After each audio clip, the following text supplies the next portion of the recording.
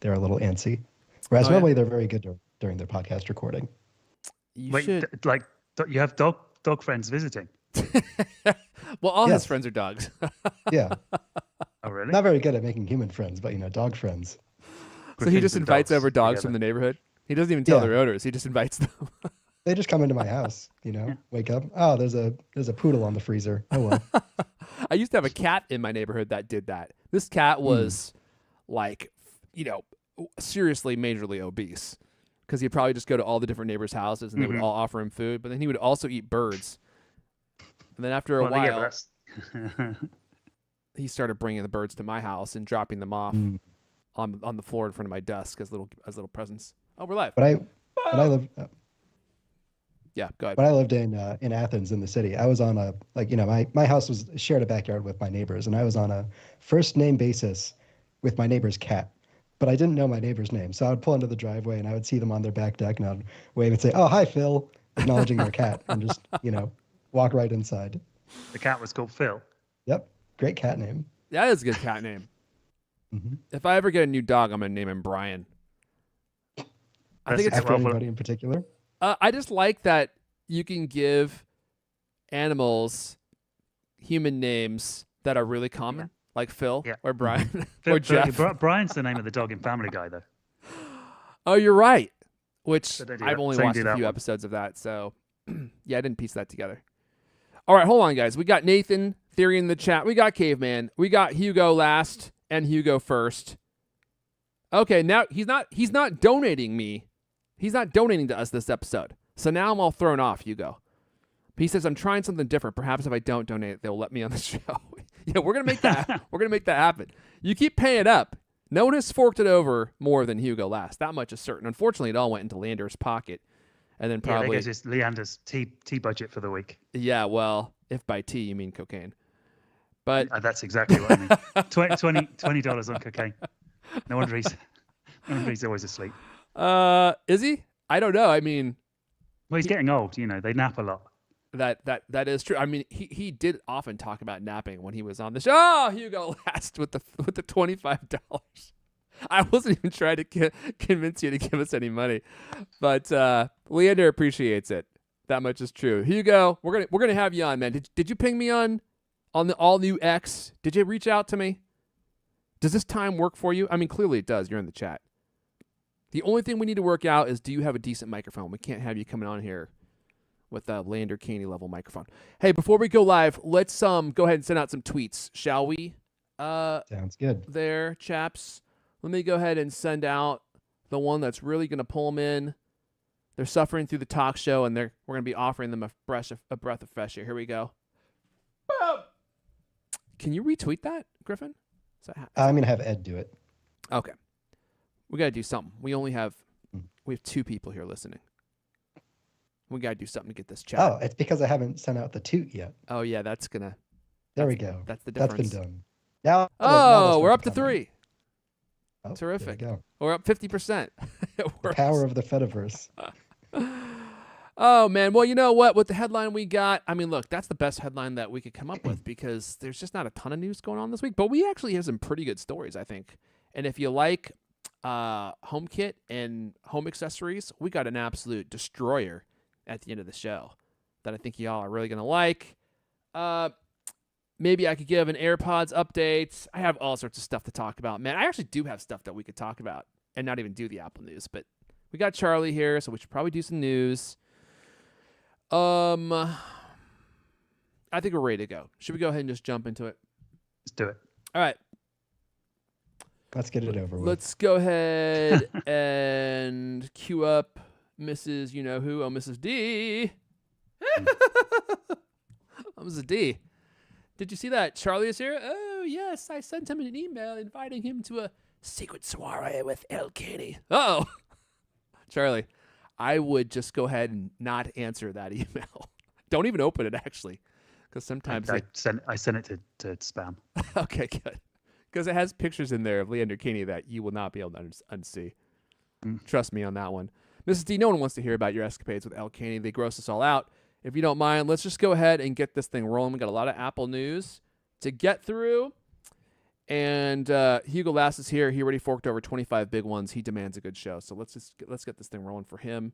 This one is for Hugo Last in 3. Hello and welcome to the CultCast, the best 30 plus minute Apple conversation you're gonna hear all week long. I'm your host, Aaron von Elias, joining me today. Cult Mac editor Lewis Wallace might break through his door or wall, like Kool-Aid Man at any moment, to drag him back into the writer's cage. Lewis is in Europe right now, and so that situation is actually probable. Former writer of Cult Mac, host of the Apple Core podcast, Charlie Sorrell is here. Good evening. Good evening. Good afternoon. Also with us, his upcoming memoir, My Life on the Run, documents his life in hiding and narrow escapes from capture by Cult Mac editor Lewis Wallace, who is furious that he maintains a residence outside of the Cult Mac world headquarters writing cage and gets to eat food that's not in the slop trough. Writer for Cult Mac, Griffin Jones is here.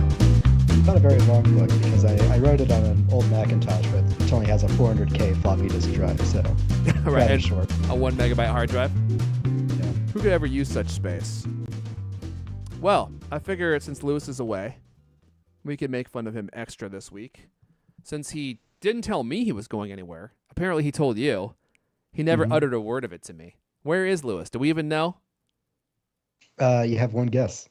He is in Italy. You've confirmed this. It's the only place that Lewis goes. He is obsessed with Italy. The guy can't get enough of it. He goes to Italy every chance he gets. Well, his wife goes to Italy every chance she gets, often without Lewis. And then he has to go and try to join her on vacation because I think like 80% of the time she doesn't invite him. And then he just tries to go anyway. So that's where he is. Do we know when Lewis is getting back? I think he's actually getting back tomorrow. He scheduled his vacation so that he would just miss this show. Yeah. Perfect. Great. And also the last one. Yeah. Well, look, Charlie, that whole thing was in jest, but I think that is actually a possible scenario for you. So just be careful of any unexpected knocks at the door. If you see like the tip of a hatchet or an axe start breaking through your door, make a quick escape. Lewis is not happy that you escaped. And I know he's nice to you, but when you're not here, he's furious. And he gets like those weird veins in his forehead and his face gets all like red when he talks about it. So just be careful. And don't let him know what country you're in. Well, as long as I'm not in Italy, I'm fine, no? Well, he might swing by wherever you are on the way home just to collect you. It's just up the road. He brought an extra suitcase, and if he chops you up, he could probably fit you back in there. So just keep that in mind. All right, look, we got all sorts of stories to talk about this week. Do you want to know what we have? We got the all-new iPad mini. We'll talk about that. Charlie's going to talk about it. I don't even know all the details because the news is so hot. And unfortunately, it looks like we may not be getting that Apple event that we literally just talked about last week. Although we may still be in for the Macs, we'll talk about that. We'll talk about the new cheaper version of the Apple Vision. I want to say Pro, but it probably won't be Pro. It's just going to be the Vision. Okay, Griffin's going to talk to us about Vision Pro's first immersive 3D movie. We'll see how that goes. And I kind of teased y'all before we went live officially. I don't know how many people actually care about this, but there was actually a really great take by Gurman this week about Apple's new smart home strategy.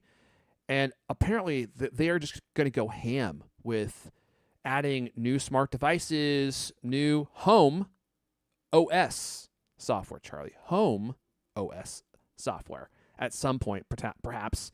But they're really looking to drive into the home and sell more devices in the home, which I personally am excited about because I love home gadgetry. And Apple has been slagging so hard in that realm and has been trying to make headway, but hasn't really been doing enough to have devices that work cross-platform with Google and Amazon and all that stuff. So we'll talk about that. Before we dive in, I do want to say, oh, please, God, did I add this? Let's just see. Oh, my goodness, I did it. Okay. Thanks to Squarespace for supporting this episode. I've been using Squarespace for years and years and years and years. I use it to host the CultCloth.co website because once you get it set up, which is easy to do, it just prints money. And it makes it easy for you to sell products of all kinds, physical and digital. but they also have this. They have all these SEO tools built in. So, and they actually have this whole system called Squarespace Blueprint, which helps you get your website set up, and they guide you through the whole process. You can choose from professionally curated layouts and styling options and just build a unique presence online from the ground up, completely tailored to your brand or business and optimized for every device, which is critical, right? You can easily launch your website and get discovered fast. They have optimized SEO tools and SEO built in, so people will actually be able to find you. My favorite part, they just have modern payment options. You can allow your customers to check out with Apple Pay, PayPal, and in eligible countries, you can offer customers the option to buy now and pay later with Afterpay and ClearPay. And like I said, you can sell all sorts of content. You can sell physical, digital products. You can create a members-only website. You can provide a calendar for people to be able to book your time if you have saleable skills, unlike me, and just make money that way. It's just such a great way to have a side hustle or a good way to promote your business online. Head to squarespace.com/CultCast for 10% off your first purchase of a website or domain with code CultCast, squarespace.com/CultCast. Don't forget, use code CultCast when you want to make your first purchase. And you don't have to make a purchase to get going. You can just build a website, see how you like it. Squarespace.com/CultCast. Everything okay over there, Charlie? You're staring so intently. Yeah, I'm just doing a little bit of extra research. Oh, okay. You're just reading the story before you have to go and start talking about it. That's a real pro Boy. podcaster tip. You are like El Katie, except he didn't even do that. He would just literally just show up. No, I'm checking out. I'm checking. No, I'm familiar with the Mac Mini story. I'm just checking up on one particular point which I want to mention. All right. Well, are you ready? Because I'm about to toss it your way to talk about the all new iPad Mini. Okay, yeah. So, well, all new, all slightly different iPad Mini. Okay. And full price, because the iPad Mini 6, I'm sure, is going to go on sale now. Yeah, I guess. Okay, so yeah, the new iPad Mini, not 7, the iPad Mini with A17 Pro is the new iPad Mini. So that's after, what is it? The old one is 3 years old now. September 2021, that one came out. Mm-hmm. So that's 3 years, which in iPad Mini years is not very much, because Apple tends to just forget about it, and then somebody remembers that they have to make an iPad Mini, and then they come out with a new one. Somebody remembers. It's on someone's checklist, and they just see it down there one day, and they're like, "Oh, like let's just do a spec bump." Mm-hmm. That last one was great. That was the one that went to the new design that all the iPads, well, almost all of the iPads have got now. The one without the home button, with the thinner bezels. Mm-hmm. And the square sides and the USB-C connector. The new one is, well, it looks exactly the same. It's got the same screen even. And that was probably the worst thing about the old iPad Mini, I think. Some people talked about jelly scrolling on there, where you kind of got a wobbly display that some people's eyes could see, and some people's couldn't. It is possible that the A17 Pro has like a new display controller chip inside it that could fix that. We don't know that yet. Yeah, but it's the same panel, right? Or, yes. It's if it's not the exact same panel, then it's definitely not mini LED or anything like this. Mm-hmm. But yeah, so that's in there. That's the same. It has the same 12 megapixel rear camera. It might even be the same one, although it does have some new soft features that could be software. I think it has a new, I can't remember, some new processing something. I've forgotten that part. That's all right. This is the CultCast. They're not expecting actual accurate information yet. Yeah, they don't care. And it has, let's see. So the new, so what's new, I guess, is probably a shorter list. There's the A17 Pro chip, as opposed to the A15, which is the chip that was used in the iPhone 15 Pro, correct? That's right. Yes. And that was what I was just looking up and didn't find was that this chip was a weird chip. It was on a kind of an orphan process from TSMC, which makes most of Apple's chips. And it was, I think, a 3 nanometer process, something like this. And that's not really the point. It was their first 3 nanometer process, and exactly. they had a pretty poor yield, which is why they switched very quickly, like within a year, to the new 3 nanometer process. And which is why I would have probably told you a week ago, yeah, all of the updated products that we're going to see are probably going to be A18 Mhm. going forwards, which is very surprising why it's on the A17 Pro. Like some people are speculating maybe because of that lower yield, Apple just has so many like slightly binned A17 Pros after making the iPhones for a year that they just have enough to fill all of the iPad minis and they Yeah, don't well, actually have to make any more chips. yeah. Well, That's an interesting theory. that could be the case because it also this chip, this version of the chip has got less core in it than Mm. the iPhone one. I think is it graphics core, one less graphics core, maybe, or maybe it's CPU core. But yeah, it could have been a binned chip. Exactly, they could literally have been throwing them in a bin and keeping it and thinking until Tim Cook's like, his weekly go around and try and get all the money out of Apple's down the back of Apple's sofa cushions, Mhm. checking his jacket pockets from last year because he needs the cash. Oh, But for it sure. does unfortunately mean like the side effect that, this is an iPad mini that's jumping 3 years in time. Like it hasn't been updated in 3 years, but Hmm. it's only getting like 2 years worth of processor upgrades. Like it's not a 3 year jump in chip No, processing power. I guess on the one hand, the iPad Mini is not something you buy because it's powerful. You buy it because Yeah. it's Portable. and and it fits. You can put it in the back pocket of a baggy pair of jeans. I have one. I have the current one. Well, current until this one comes out next Wednesday. And I like it. I've got a pop socket on the back, and I can just it's because then I can read it in bed with one hand. Oh God. Oh, you have a pop socket on it? Yeah, I put a pop socket on the back of it. Those work on those? Yeah, it works really well. I'll No go grab it in way. a second when I'm not talking. Yeah, and show I'm not you. even gonna. I'm not even gonna follow your previous statement. Yeah, good. Thanks. Yeah. I'm just gonna let that be. Yeah, it's just You did out yourself, but yeah.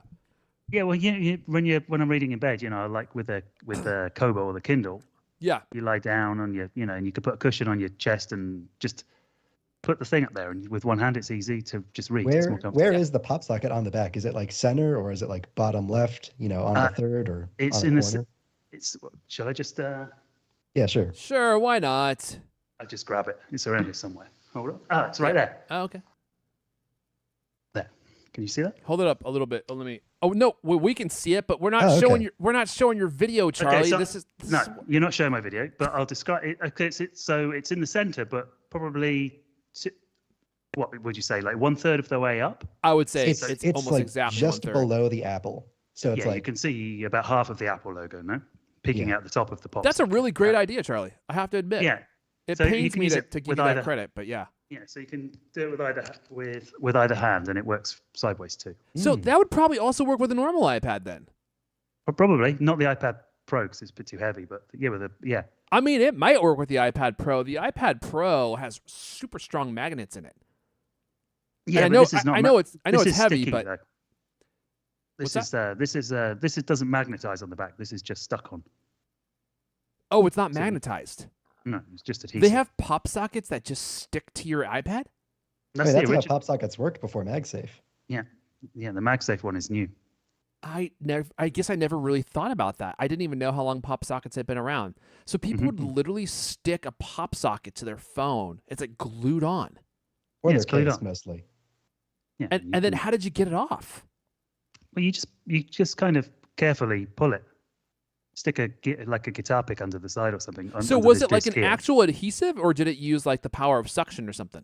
No, it's an adhesive, but it's this Huh. kind that once it comes back off again clean, Okay. and you can if you put the the greaseproof the bit of plastic over the top, you can use it a few times. Interesting. I like Yeah. the MagSafe ones are, I think, obviously superior and super grippy. I mean, those they even say, like Pop Socket even says that they recommend that you attach it to a case and not directly to the device. I think because there actually is a potential to damage your device. Like the magnetism is so strong. It would suck the screen through the back of the phone. You pull it off and there's just a hole in your iPad. The problem with with the- it is that you Yeah. can't put a case on it. Like, so I have the folio case which sticks to the back. Yeah. Covers the front. You can't use a case, but I never take it. Well, it's just a little thing. You can always slide it in the Unless pocket. you bore a circular hole in the back of your case. Oh, now you're thinking. This is why we have him on, Charlie. He thinks That's actually not a bad out of idea. the box. Yeah, great idea. Careful, I feel like that broke your mind. Like, do you feel like you're gonna employ a strategy like that on your iPads? I might, although I like having a case on my iPad, so probably not. And I Mhm. think one of the downsides of the pop socket is it's either that or another accessory that would be highly useful. And it's the same reason that I don't use a pop socket on my look at that. Look at that iPhone, guys. Just Mhm. blacked out edition. I tried using a pop socket, but I also use the MagSafe wallet, which is way more, I just think, functional, useful than the pop socket. And you can't use both at the same time. Plus, I have this other really great MagSafe stand, which I use all the time, which just holds my phone, which I love. So when you use the pop socket, it eliminates a whole ecosystem of other cool MagSafe accessories that you can use. So for me, I just kind of gave up on it. But it is an interesting idea for the iPad, especially if you use your iPad Nude, which I don't. I have a case. I have like the Smart Mhm. Folio case on there, so like I couldn't. But if the Smart Folio had a MagSafe back, I would actually consider using a pop socket because it does make holding your iPad way easier. Sometimes when I had an iPad at work, I had like sort of a knockoff version of a Smart Folio case that was like a full plastic hard shell back, but with Apple's style, like, folio on top of that. Mhm. And sometimes I would find myself like folding it up in a triangle, even when I was holding it in my hands, just because I had like an area to grip on from the Mhm. side. That's a good Yeah, idea. like What? Oh, sorry. Go ahead, Charlie. I was going to say the same thing. That's a good idea. People are clowning on me for having the bumper case and the wallet on my phone. And they're saying that it's too thick. Well, first of all, your mom's too thick. But when it comes to the phone, it actually makes it a lot easier to hold the phone. I mean, first of all, the bumper case, absolute necessity in my mind, because I know myself, I am going to drop this phone Mhm. and ding it up, and so the bumper protects it from that. Plus, I just think it's a beautiful case. Like, it just allows you to enjoy the natural beauty of your phone while still having protection. I'm But a then fan of bumpers. What phone is that? this is the Which? iPhone 16 Pro. Okay, of And then course. the Rhino Shield crash guard case, which so far I absolutely love. But it is a little thick, for sure. It does add a lot of extra bulk because the rim of the bumper has to extend far enough on the back of the phone that it protects the enormous, comically huge, bulbous camera lenses that protrude from the back of the phone. But when you add the wallet on there, what I like about the wallet is it actually makes the phone easier to grip and hold and not drop. So yes, does it make it heavier? Yes.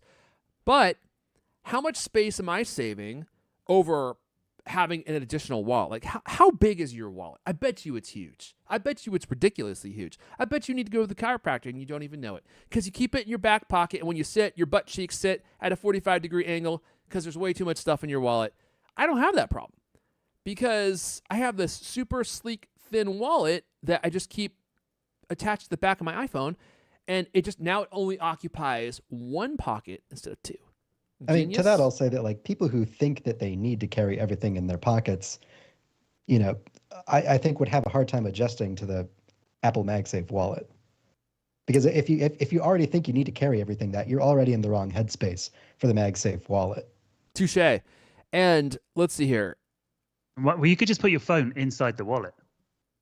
Yeah, that might legitimately be easier for some people in some of the wallets I've Charlie, seen. Charlie, take it to the next level. You just need a wallet that's even bigger so that you can keep your phone in there.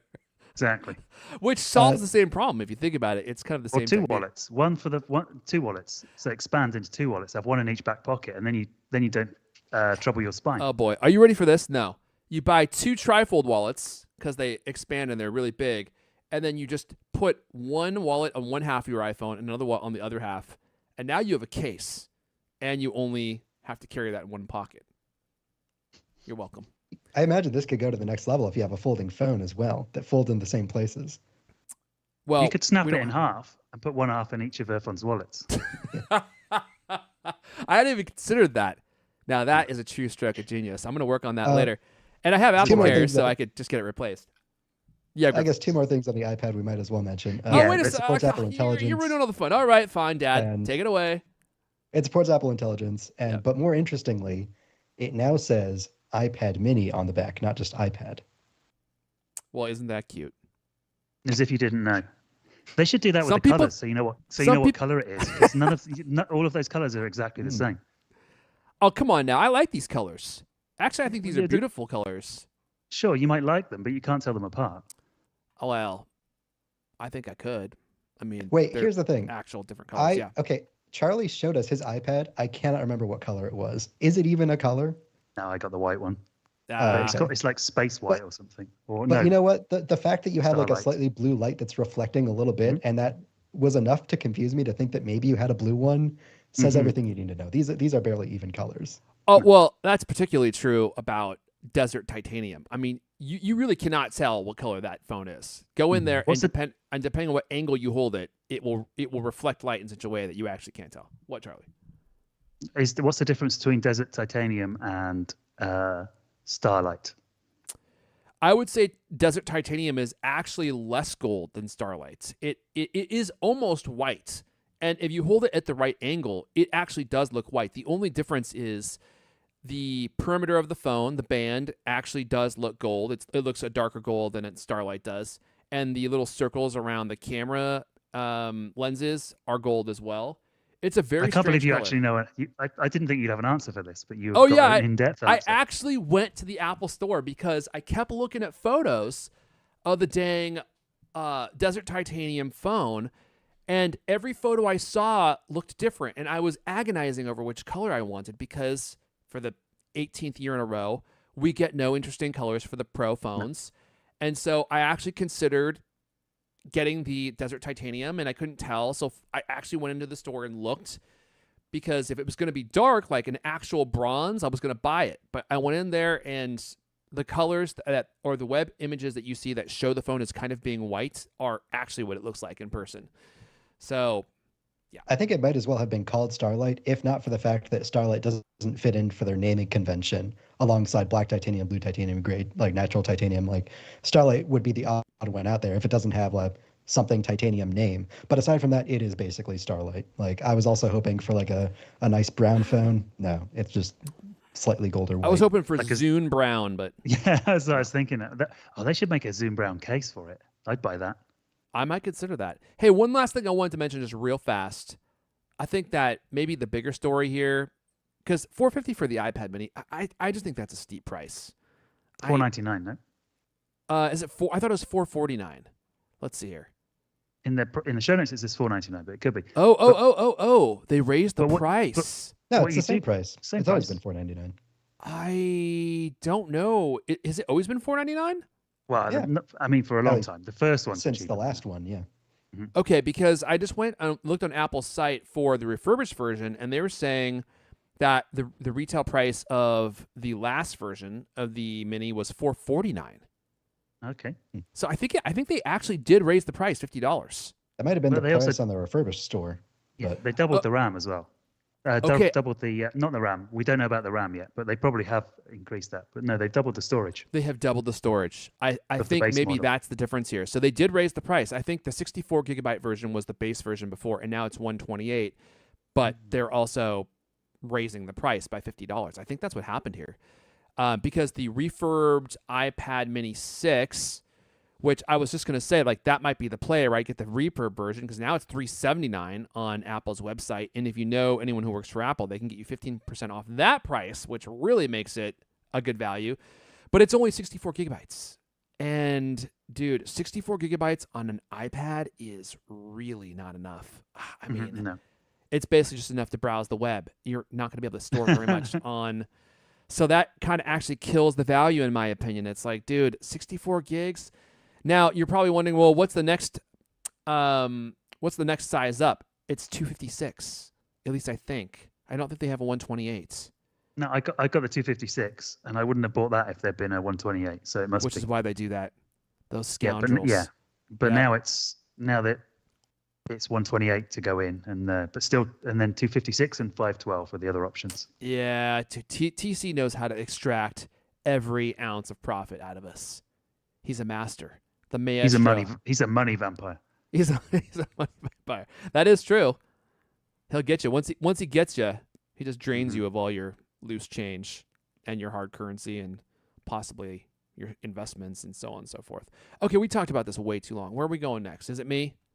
Yeah, Mhm. yeah, I've yeah. Well, completely you lost can my talk place. some more. You want me to? I feel like I've barely said anything, Charlie.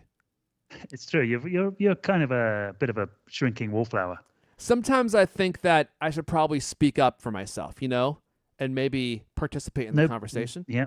Nobody else is going to do it for No you. one else is going to do it for me. Okay, so let me just do this real fast. You might all be wondering what's going on with the Macs. Are we getting an Apple event or not? And now that we have this iPad released, people are, and we're, past mid October, it seems like we may not actually get a press event, but we may still get Macs. I'm going to just start reading from the story here so I don't miss anything. Well, I just said this. The M4 Macs are expected to release soon, but it turns out we may not get an Apple event for these, which would mean that they're more of a spec bump, which, to be honest, I'm okay with as long as we get them. We got the iPad Mini 7 with a press release, obviously, which we just spoke about for 45 minutes, which probably should have been a 6-minute story, but I blame Charlie for that. There was a lot of wallet talk in there as well. Which actually I feel like was the best part of that segment, if I'm being honest. Yeah, I agree. and I feel like Griffin cut us off right when we were really getting to the good stuff. He hates wallets. I bet He really doesn't carry a like wallet. wallets. There's something about Griffin and wallets. Griffin's war on wallets. We have to do a off topic about that, Griffin. We need to sit you down Sure. and have that conversation. Okay. So are the only details here that Apple may forego the event? Yeah, it seems like that's just it. So we could still get an end of October event. It's not too late, but we would need to know, I think, probably. Well, let's see. What's the date? Today's the 17th. If we don't know by, I don't know, Monday or Tuesday, what you guys say, then that basically means we're not having an event, at least not in October, unless they push it to November, which also wouldn't shock me. Okay. Well, you're skipping over the interesting part, which is what? I called this out in this show notes here. Yeah, a lot of the things that we're expecting are spec bumps, except the Mac Mini. The Mac Mini is getting its first new design, in a very long time. I think it would be highly unusual for Apple not to, have an event to show off a brand new design of this brand new computer. Like, it's very rare that Apple doesn't have an event when they have like something truly new to show off and expound the virtues of. It's also, although we've seen the M4 before, like this would also be the first time that we're seeing the M4 Pro and the M4 Max. And when they have like something truly special there, it's kind of rare that they wouldn't show that off. And I think we're expecting these to be big chip upgrades with the enhanced process. So I think they still have enough to have an event. Do you? Because I was thinking the exact opposite. I was like, if it's now, I know you have a deep love of the Mac Mini, but yeah, as does everybody. As do some. It's America's favorite computer. I think you made that up, but I think it might be strange British guys' favorite computer, and also several people here in the U.S. But if I had to guess, I would say the sales number on the Mini are terribly anemic, and which is one of the reasons why they don't update it that often. Now that's just my opinion, using facts and logic. But you're welcome to disagree with me. Last year they didn't even have a Mac Mini, and they still had an event. It was just like 25 minutes. Oh, was it that short last year? Okay, because I guess I was thinking like they really don't have enough here to have a full event, and I know this is going to pain you to hear.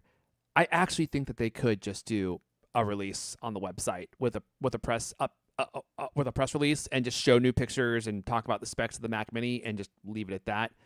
I don't think they actually need to have a press event or a actual Apple event to talk about the Mac Mini, because what is it? It's a new design, which is cool.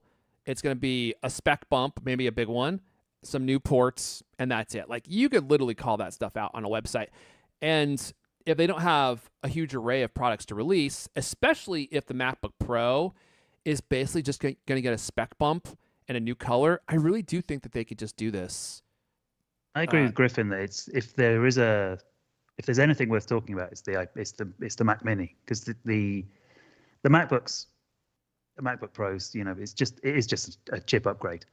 But if the Mini changing size, it depends. If they have the differences between an event, well, they're recorded now, so it's not like they have to invite anyone. So there's a bit of a lower barrier. But the difference between that and just a press release is that with an event, Apple gets to kind of tell a story about the new product and place it in their lineup and in the world.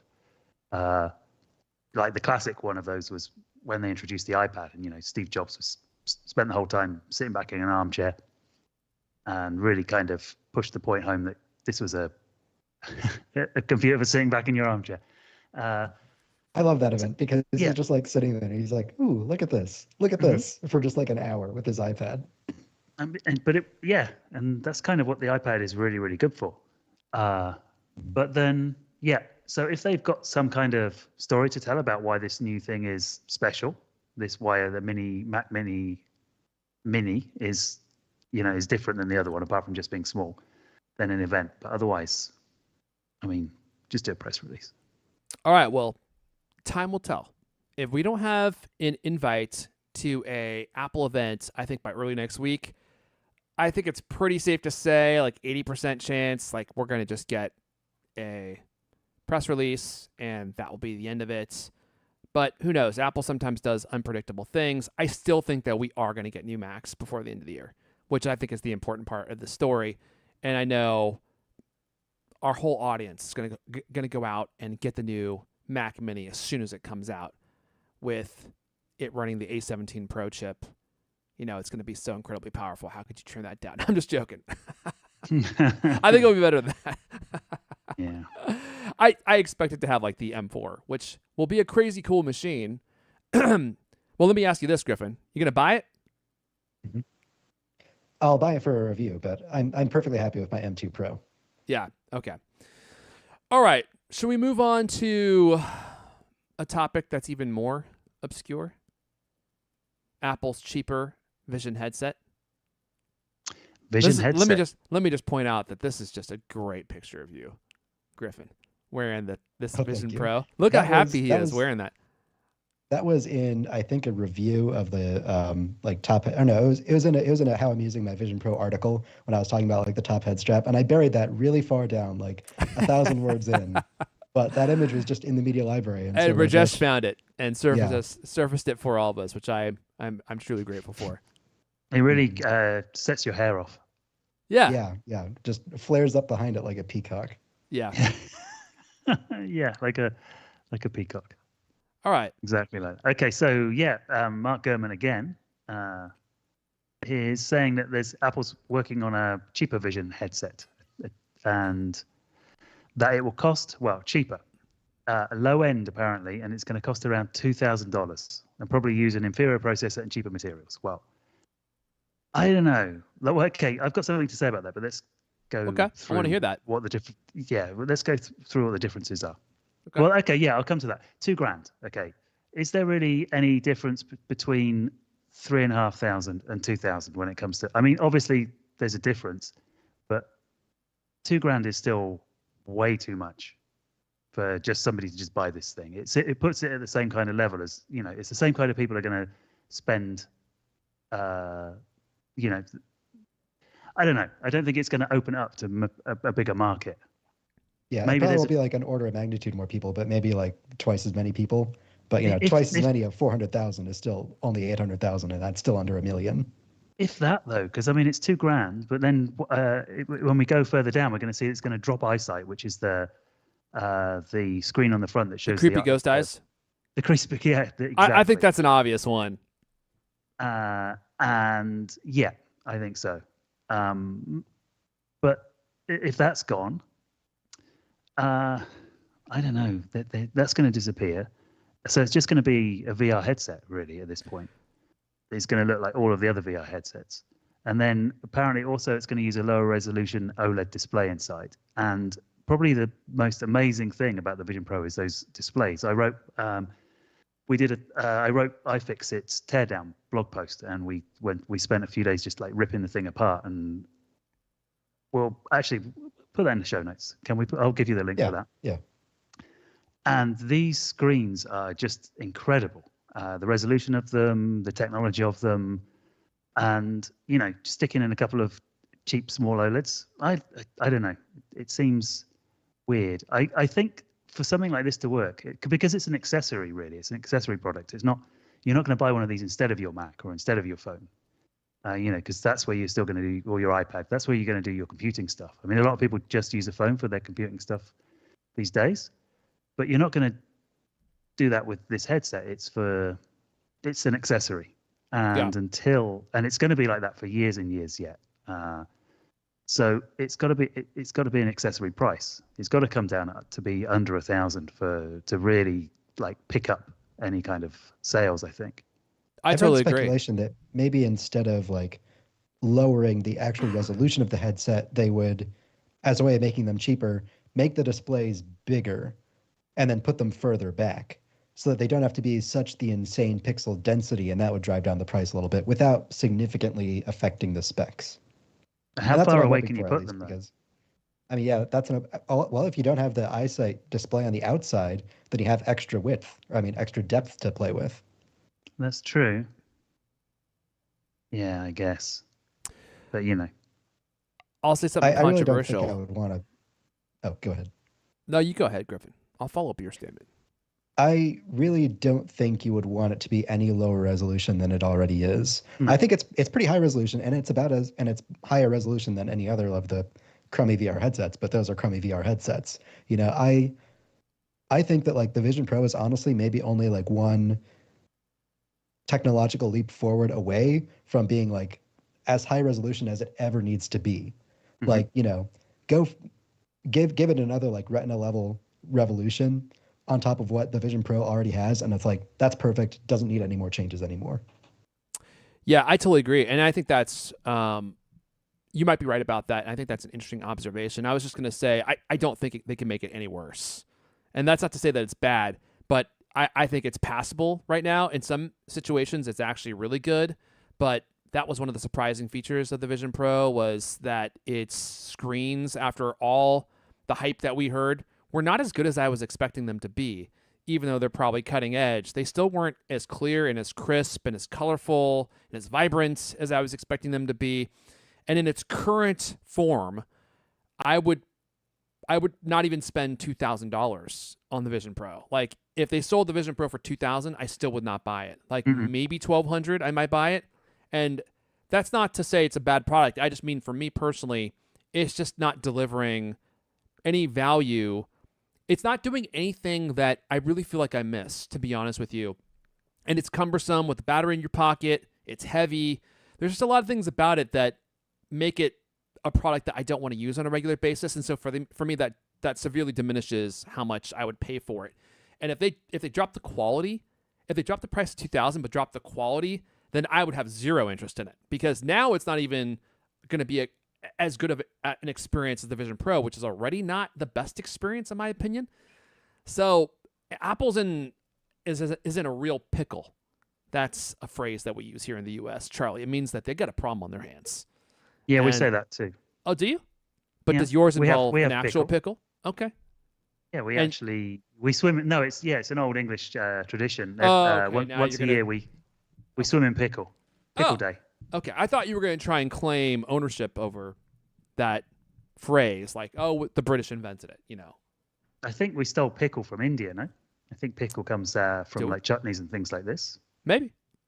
Spicy, but the term, preserves. like we're in a real pickle, to indicate you got a problem on your hands, I think that might be uniquely American. Well, did the Americans oppress India with the American Empire, or was it the British that did it with the British Empire? I don't know. Can we get back to the Vision Pro here? Okay. Okay. Well, if you're going to try claiming pickle, I'm going to have to... I'm not claiming the actual pickle food product.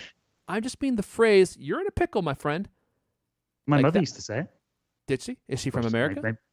No. Had she been to America at some point? Never. Did she watch American TV? Yeah, I think she used to watch Dallas. There you go. She probably heard it on Dallas. That is something that they would probably say on Dallas before JR got shot. So, if I may, we're in a pickle. Roll credits. Yeah. Should I just start the music? Maybe I should. We only have a half hour left, by the way, and I have no idea how we're going to get through all the rest of this. Apple is in a real pickle because they have a product that's not popular, and now they have to figure out how to make it cheaper, which is going to diminish the experience, which is probably not going to resonate with people who are considering buying it, because now the experience won't be great, and they already don't want to buy it. So I think the only way out is innovation, to your point, Griffin. Like, they're going to have to figure out how to make it some kind of leap better. so that people actually are interested in it again, and that developers actually want to make apps for it again. It's kind of a, I don't want to say it's a dead product because I don't think that Apple's going to abandon it, but I hope they have a really long roadmap where they knew that it was going to be unpopular for quite a length of time, and they were going to have to just stick with it and keep making it better and let it become better and better and better slowly over time. Yeah, Charlie. I don't think it. Okay, if you look at the popular products, Apple stuff's always been expensive. But if you look at the iPod, that was expensive when it came out. I paid like £399 or £400 or something for my iPod when it came out. Ridiculously expensive, but amazing. And they sold like hotcakes. That's another saying we have. And I think I heard that on Dallas, but carry on. Yeah. And that was Dynasty.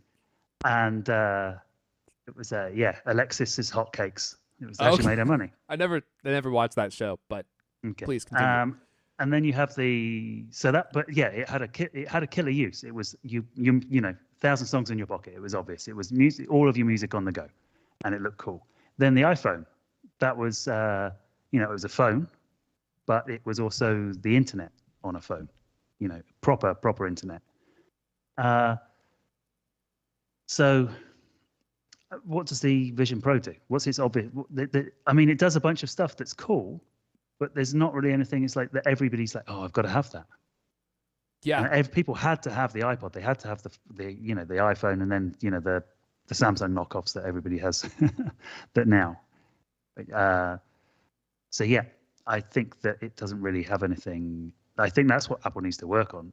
Or the watch as well. Even the watch, that was they were in a bit of a pickle at the beginning with the watch.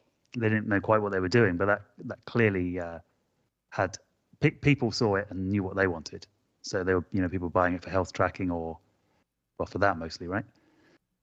Yeah. So yeah, I think that I don't think that the technology is going to be the fix here unless it's so good that they become a pair of glasses, and then that's a different product. Because this is a VR headset, and the glasses are the glasses. You can put them on a timeline, but that's the same as saying that the phone is the same as the original Mac.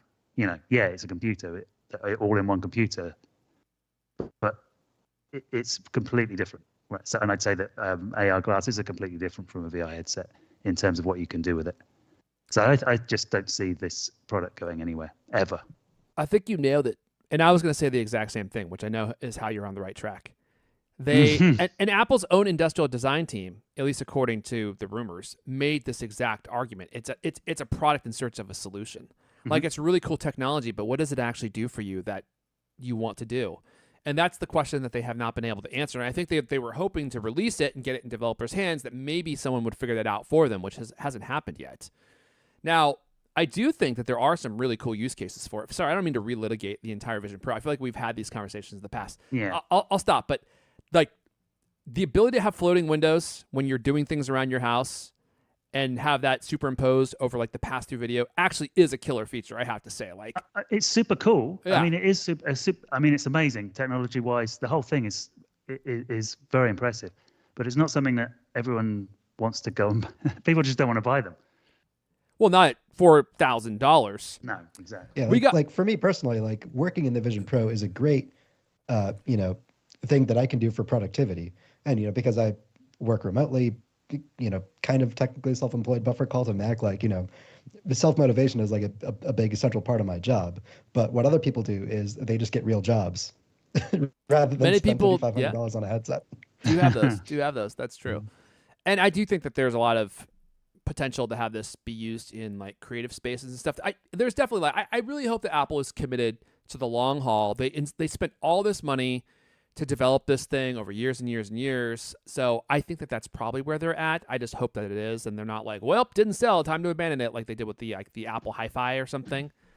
Because I do think that the premise here is really good, and if they make it lighter, they make it cheaper, and they make the screens better, I could see people wearing these all over the place all the time, because it really is that cool to have the ability to have windows open and superimposed over like your real life experience that you're having, but it's just in its current form, it's just not practical. Now, hold on. We got Hugo last with another $4.99 super chat. He's up to $25 just this episode. He says, how much do I have to pay to see Charlie's pop socket? Perhaps a different platform might be appropriate. Well, you're You on can see that on OnlyFans, my right? yeah, exactly. That's what I was going to say. You can check Subscribe my to- OnlyFans, Yeah, and where I he have my shows best, such best all pop sockets all day long. things. Wow, that's all you show off. That's all they show. Wow, You what know, a channel. if you post it on Mastodon, then I'll put that in the show notes as well. Oh yeah, Yeah, okay. Oh yeah. yeah, I'll do that later. maybe you Yeah. could I just won't take my phone out now because when I did that at the end of last week's episode, it tried to steal the video camera, and my whole setup stopped working. So I'll post that later. we got to convince Charlie to show his face. Do you Not have doing it. do you have like legal authorities that are looking for you? Is there a reason, specific reason? You've seen Deadpool, right? Yeah. Oh yeah. Well, Okay, it's like that. enough said. Okay, let's see here. Where are we Let's going talk next? about what Vision Pro products are actually coming down the line. Hold on. Yeah. Before we do that, Sorry. just real quick, I just want to give a quick shout out to my own product here, the CultCloth at CultCloth.co, powered by Squarespace. And I would just like to invite you, if you have not purchased CultCloth yet, and you've got yourself an Apple Watch, which I think the oleophobic coating on my Apple Watch, I think it's worn off. It is constantly covered with fingerprints now, unlike my iPad or my Apple Watch or my iPhone. And so I'm constantly having to wipe it down. And, you know, this thing has like cracks and crevices all over it. And a normal cleaning cloth absolutely is not going to clean all those little grooves and cracks between the buttons and the little divots in the digital crown. Like, not happening. CultCloth can. With our CultCloth Duo, it has a long and short fiber design. Long fibers on one side, short fibers on the other. So one side of the cloth is really great at cleaning screens, especially if you want to spray some cleaner on there. And then the long fiber design reaches down into the cracks and crevices of your life and makes them sparkling clean. And it's great for glasses. It's great for your iPhone, your TV, your car, your dashboard, your sunglasses, your brand new Fujifilm X106. What? Ah, How the hell did you get that? Well, it's amazing what 8 months of waiting will do for you. Yeah, that'll do it. And if you think I'm joking, I'm actually not. No, I'm not. I You don't know, think you are. I'm definitely That seems like a short wait. yeah. So what shall we do? Have another baby or buy an X100? I couldn't believe it, man. And this is right on the heels of me doing that major complaint-a-thon on B&H for taking so long to ship this thing to me. And lo and behold, it shows up. Coincidence? I leave it to you. But I keep the little dials and stuff on all my cameras sparkling clean with CultCloth because you run the CultCloth, you know, right in that crack, and all the little fibers just reach out and grab every piece of dirt and grime and skin and all the stuff that gets lodged in there. And my cameras look brand new. So if you'd like to support me, support the show, and get yourself, I think, the absolute best cleaning cloth that exists. And I don't say that, you know, not having tried what's out there. I actually do think it's the best. Head on over to CultCloth.co. CultCloth.co. Use code CultCast and check out. You'll score yourself a free extra carry cloth, which are our carry cloth V2s, which are way better than our older ones, which were already fantastic. With any order $20 plus at CultCloth.co. Okay, now we can move on. Who's going next? Griffin? let's talk about the Vision Pro Take it away. related hardware that Apple is actually working on. So this is at the bottom of the last story, but following the cheaper Vision headset, Apple will reportedly launch the second-gen Vision Pro headset with a more powerful processor in 2026. This isn't expected to be like a wildly different design. This is just going to be a spec bump, I think, from like M2 to M4, or possibly M5, whatever they have at the time. That's probably one that I'll sit out on. I think I'm more interested in, you know, like a brand new design or, you know, more new stuff in it. But that's not all that they have in the pipeline. They have some weird stuff in their labs as well. Apple reportedly wants to repurpose some of the technology that went into its Vision Pro headset for simpler products. That includes a pair of smart glasses plus AirPods with IR cameras. These could launch in 2027, with additions to the Vision headset line coming before then, as we spoke about. Late last year, Meta and Ray-Ban teamed up to introduce the first smart glasses to get any kind of traction. These include cameras and built-in AI. Apple is reportedly working on something similar. I've heard a lot of people like rave about these like Meta Ray-Ban glasses. I have no idea what they do or what they're for. Like, is it literally just cameras and that's it? I don't know what they do Or either. playing music? I don't, but I hear a lot of people talking about these, and so You're kidding. I guess that's yeah. Take Like, pictures, maybe.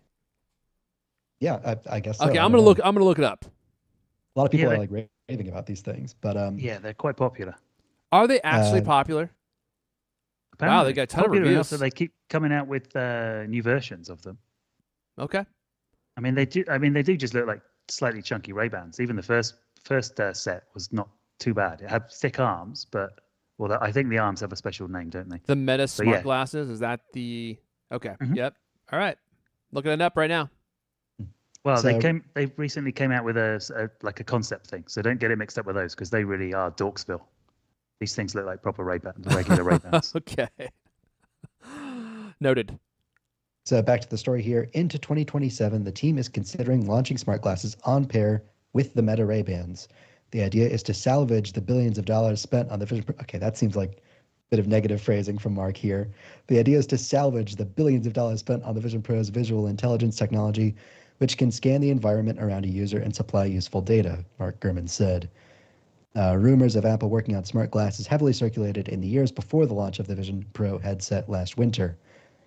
Bloomberg's report, based on information leaking from Apple, also mentions AirPods with cameras. While this initially sounds ridiculous, analyst Ming-Chi Kuo said, these will be infrared cameras not meant for taking pictures.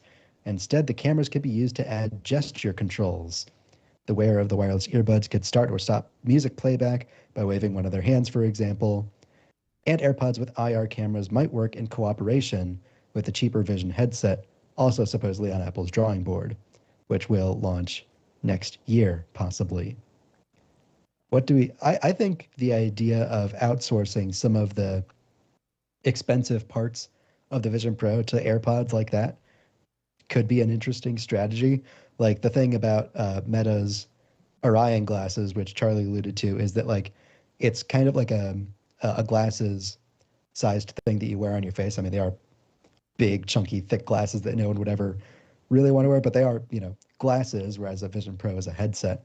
But they have like this separate compute puck thing that's like a phone sized thing that it communicates wirelessly with that offboards some of the logic that would otherwise be too bulky to fit into glasses.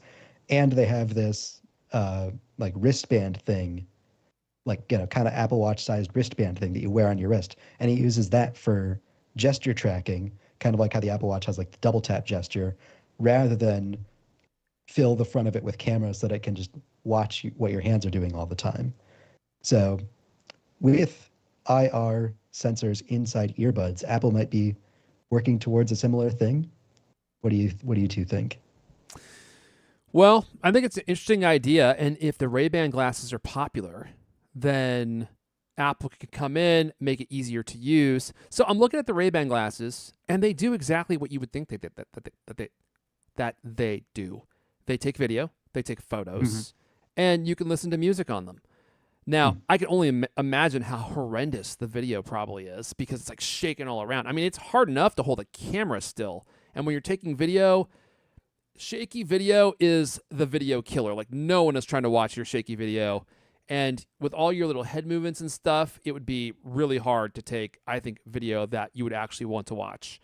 Yeah, but Apple's video is really good at smoothing out. No, Well, that's true. Like Apple could probably actually make this work. I think a GoPro could also probably make this work. Although I don't know if people want to buy glasses from GoPro. Like GoPro's stability, image stabilization is like, the gold standard. It is unbelievable how good it is. And I think that Apple could easily copy what they do because I think they're just using gyro information to like smooth look out what the video. Vision Pro already does. It doesn't. When I'm walking around with my Vision Pro, I don't feel like the world around me is like jittering because that would just instantly give you a headache. That's true. Whatever they're And the doing inside video the from the Vision Vision Pro. Pro are actually quite good as well. So they don't look like they're all shaky with little micro movements from your head moving all around. So Apple, that's what I'm saying. Like Apple could take a product like this and actually make it work well and seamlessly with all the devices where you would want to have the media, because I think probably one of the pains in the arse is pulling the media off this, like onto your computer, onto your iPhone or whatever, because like this is just not what Ray-Ban does. But Apple could perfect this, and if they could sell this for like $300 or $400, and it's already popular, I could actually see Apple doing this. You could use it to take video to watch on your, spatial video to watch on your Vision Pro. You could also do that, yeah, right. So there's another use case that no one wants to do, but maybe. And what I'm thinking is like, maybe it's a little more computery than the Meta Ray-Bans, and probably more expensive. But what if it's like, what if it replaces some of like the Apple Watch notification functionality? So it's basically like you have an invisible Apple Watch in front of your face. You don't have to wear the dorky thing on your wrist if you don't like the look of the Apple Watch, but you can like silently see the notifications coming in, and do a little bit of action on them. Although you don't have like full app experiences. Or it could read them in your ear, like how the Vision Pro has a little speaker. Yeah. Yeah, dude. Sorry, go ahead, Charlie. I was going to say something else. I was going to say about the popularity of these things, of the Meta Ray-Bans.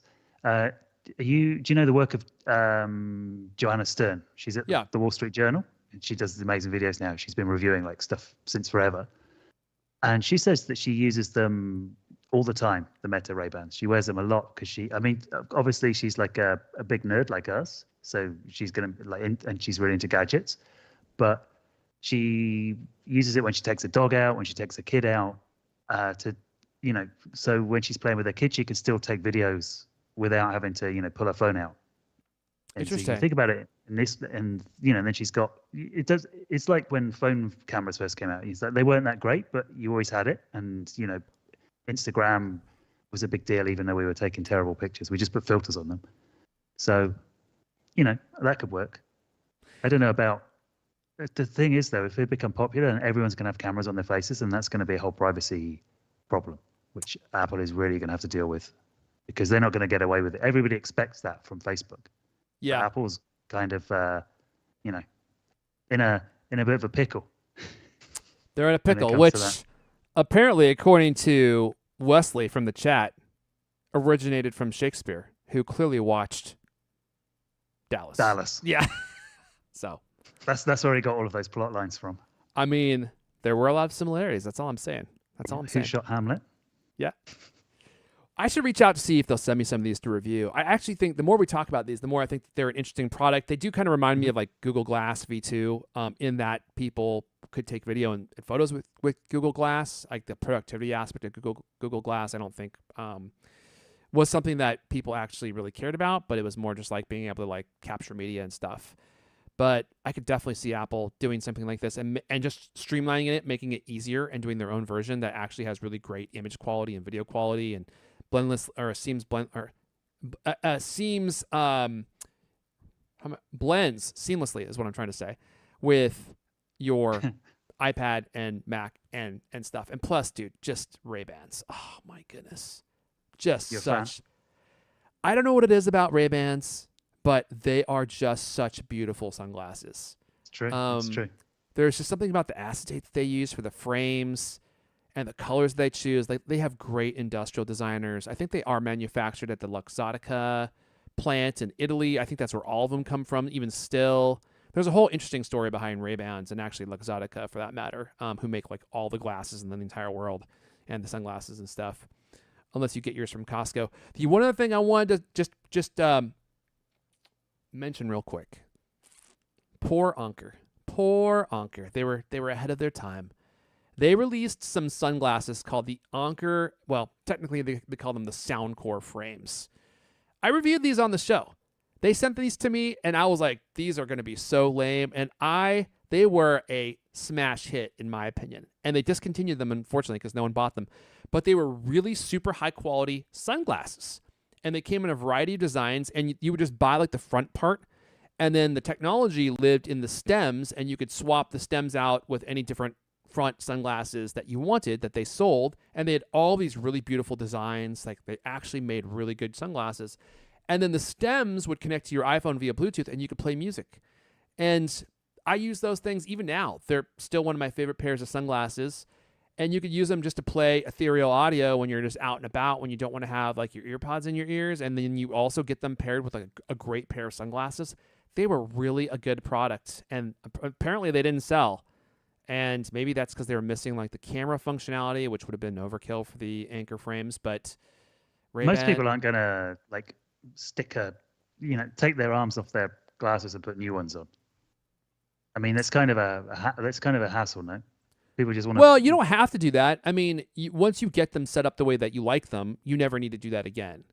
I understand, but yeah. it's a kind of a barrier. Like, we're happy to do it again, but like, if you think about the less nerdy people in your life, are they gonna do that? Like, take apart, like, replace the arms on their, like, essentially modding their sunglasses? Oh, well, no. So it's a complete system. So your existing sunglasses do not work with the anchor frames in any way, shape, or form. So they sell the stems, and then they also sell the front parts, and you can buy them as a set. So like when you buy them, they come as a full pair of sunglasses. But if you want to swap out the fronts for like a different design, they also sell replacements. So yeah, I don't think that normal people would do what you just said. But anyway, what other stories are we on to? I've completely lost my space. You can skip to your smart home story if you want. Yeah, let's just do that because we got to wrap up. And actually, there is one other thing I wanted to bring up here, which was just brought to my attention.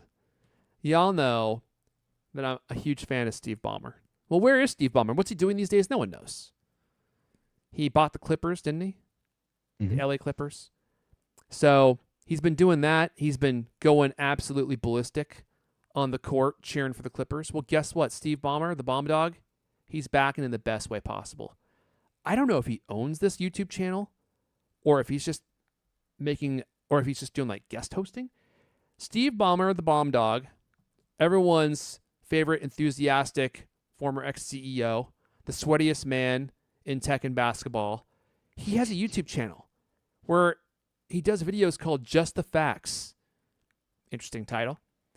And like the first one that they did, so this is like a completely obscure channel. It's called USA Facts.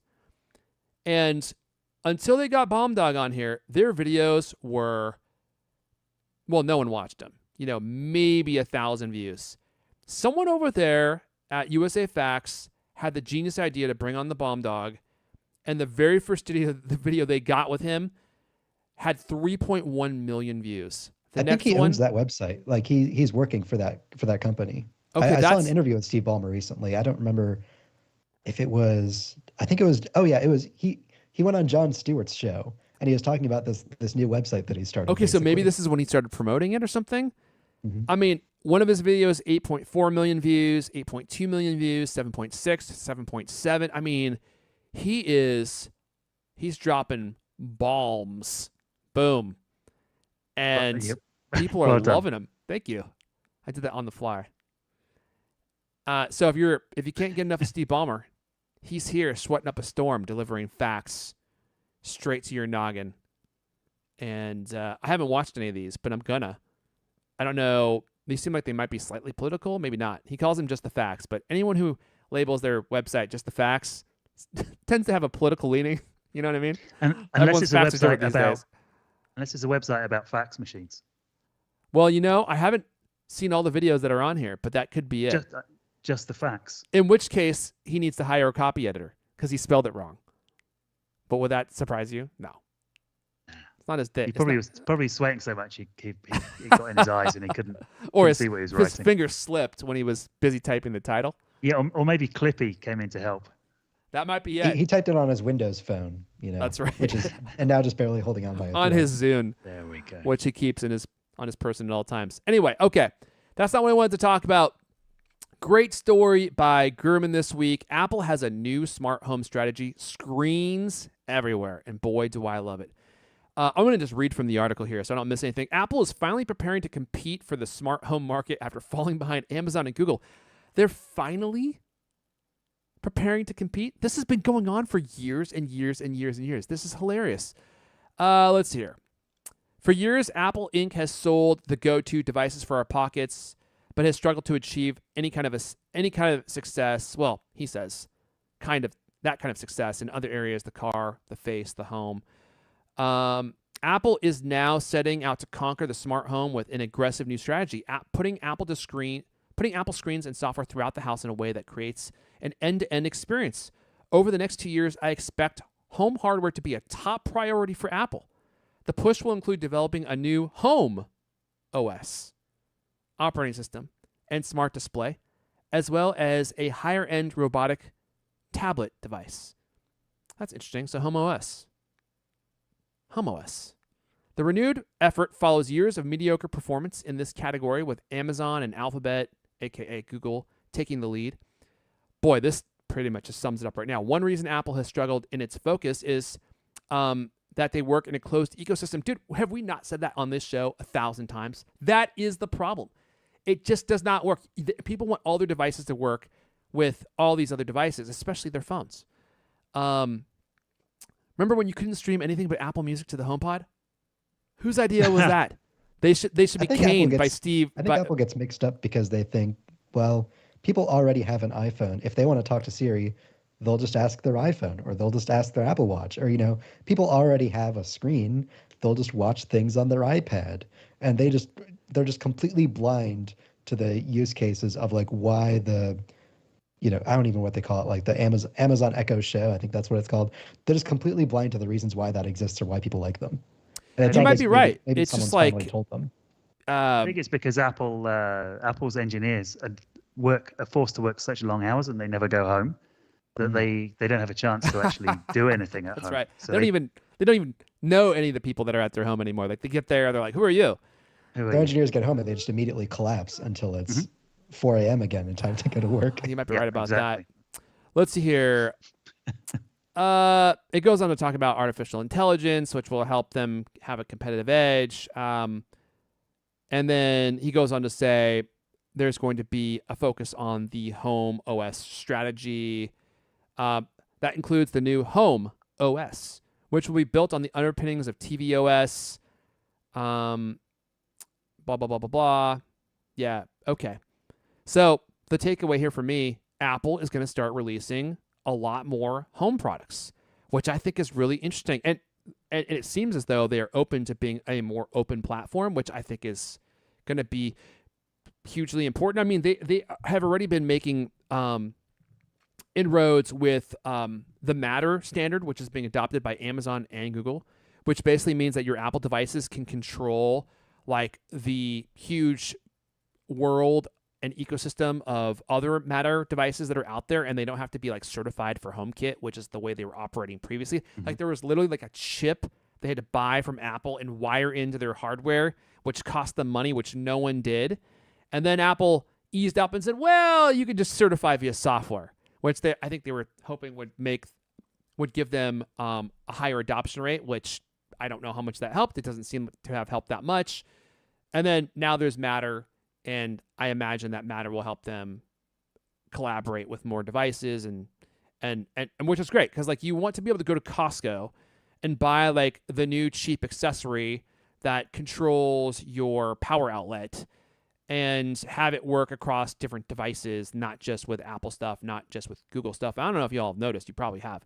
When you see any of these accessories, like these home accessories, they always say it works with Google, works with Amazon. They never say it works with Apple.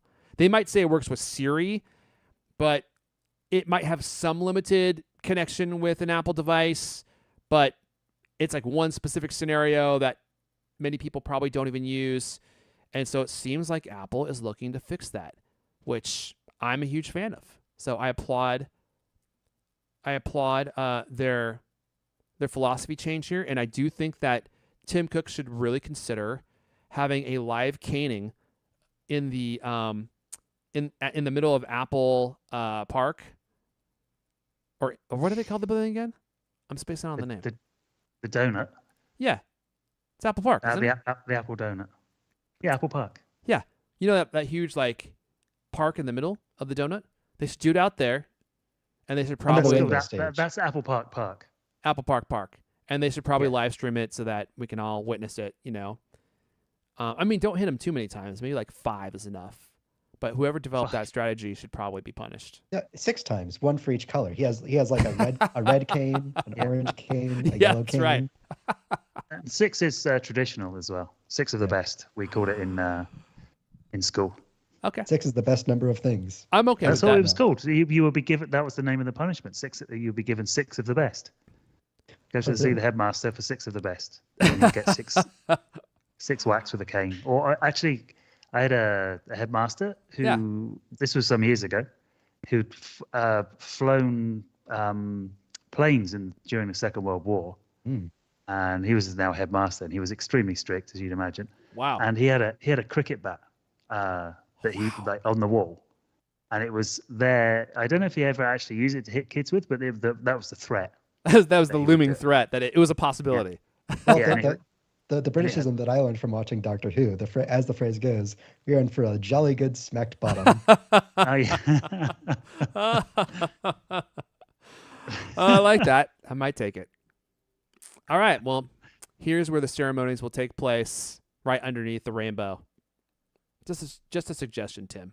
It's a good way to keep your staff in line. The Lady Gaga rainbow stage. Fun trivia fact for you. Is it? Oh, really? Yeah, they built that. They built that stage for a Lady Gaga concert.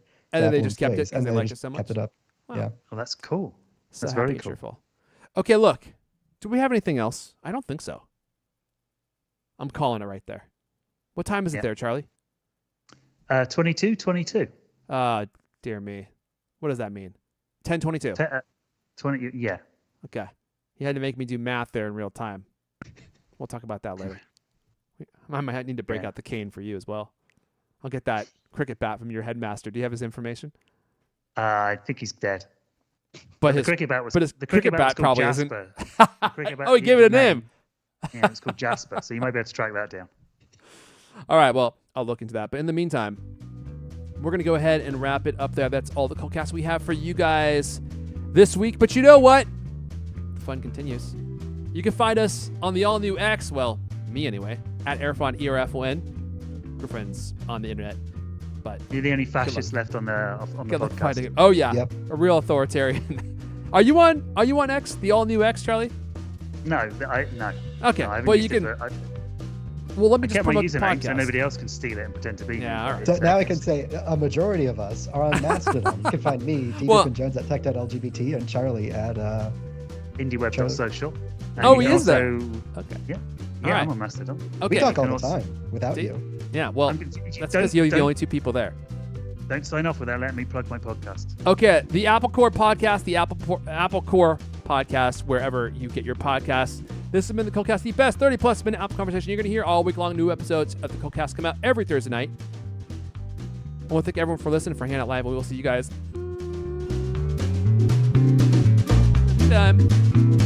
and if you care to fork it over, support.cultcast.com. Support.cultcast.com. Firm handshakes, the firmest of handshakes to Adam Broussard. And you all can hang out with us in the very exclusive Cult Club. So exclusive that I haven't been there in like 2 weeks. I should probably check it. But I've lost my robe, so I may show up wearing only my vest. All right, everyone. I'm hurling towards the end screen button as we speak.